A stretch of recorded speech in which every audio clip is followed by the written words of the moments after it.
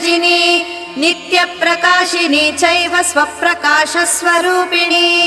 महालक्ष्मीर्महाकाली महाकन्या Saraswati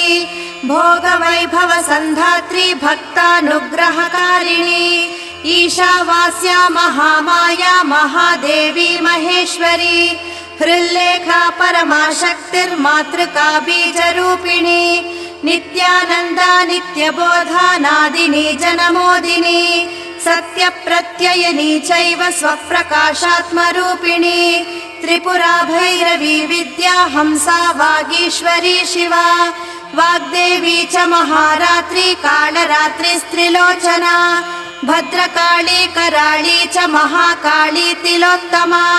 Kali कराळवक्त्रान्त Kamakshi Kamada Shubha